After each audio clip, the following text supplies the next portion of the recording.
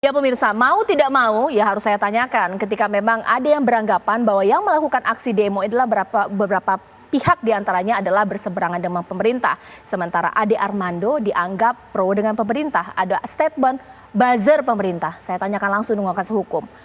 Mas Aulia, benar tidak Bang Ade Armando buzzer pemerintah, pro pemerintah akan selalu terus membela pemerintah? Seperti itu kah?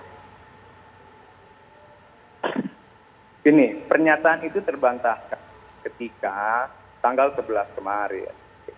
Kalau pemahaman itu sudah melekat, ya harusnya Ade itu tidak mendukung mahasiswa yang berdemonstrasi perihal wacana 3 periode.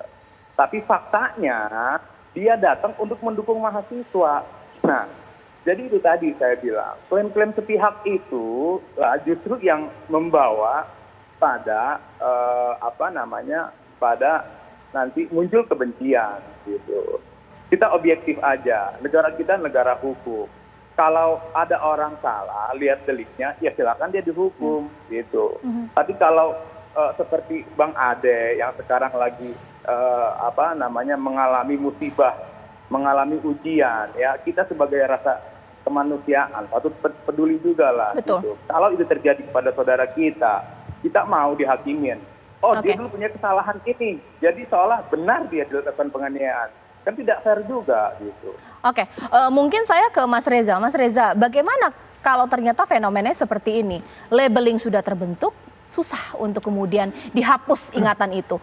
Ataukah juga ketika labeling sudah terbentuk, jadi tidak punya hati nurani kah seorang manusia ini untuk tega memukul seseorang, bahkan menelanjangi seperti apa? Salah satu ragam narasi yang paling menggelisahkan di media sosial itu adalah ketika percakapan sudah mengarah pada fenomena in group, out group. Kelompokku, kelompokmu.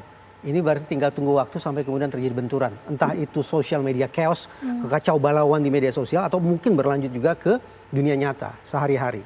Tanpa mengesampingkan situasi demonstrasi yang tadi saya katakan pada dasarnya by nature situasi demonstrasi memang eksplosif ini. Nah, fenomena in group out group itu biasanya akan dimanifestasikan ke dalam bentuk apa? Perilaku saling tuding, memberikan stigma, memberikan labeling, mendehumanisasi, mengatakan si A adalah begini, si B adalah begitu dan seterusnya.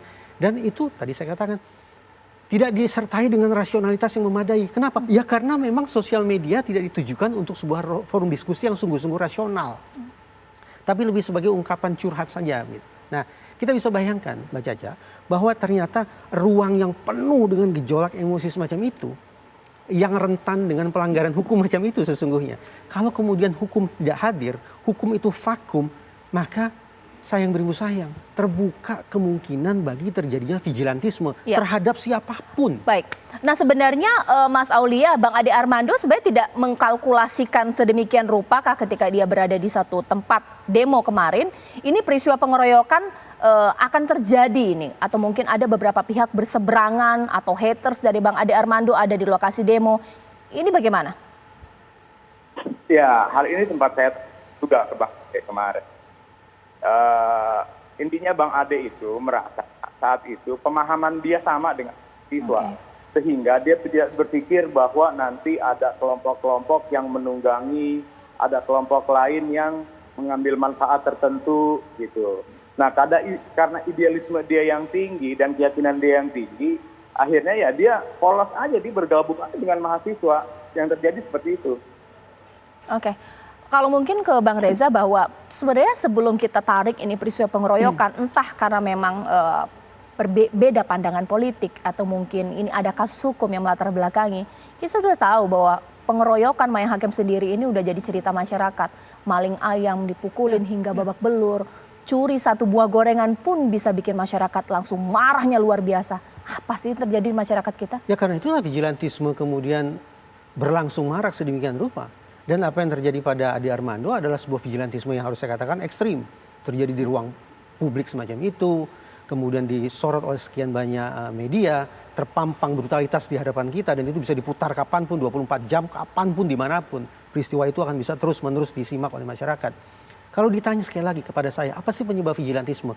Syaratnya ada 3, tapi kita tidak punya cukup waktu diskusi. Yang paling relevan, sekaligus pesan positif yang ingin saya sampaikan ke otoritas penegakan hukum adalah pastikan masyarakat tidak frustrasi. Ini syarat yang ketiga.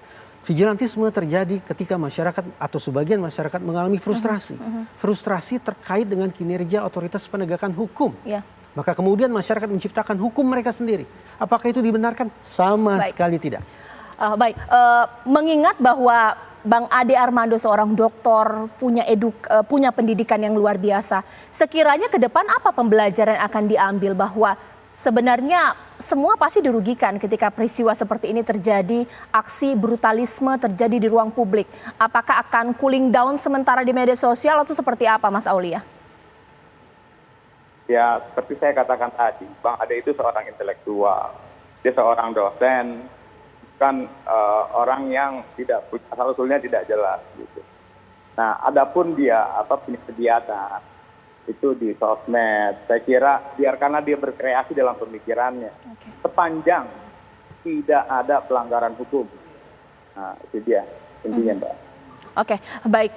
Terima kasih Mas Aulia, Mas Reza, terima kasih. Ya, mudah-mudahan masyarakat juga sebaiknya tidak terlalu reaktif dan mungkin kita bisa mengambil pembelajaran atas peristiwa ini bahwa teks dan konteks itu terpisah. Itu dia persoalan Mbak Jaja. Betul. Semakin rajin seseorang bermedsos, ternyata menurut riset perilakunya semakin impulsif.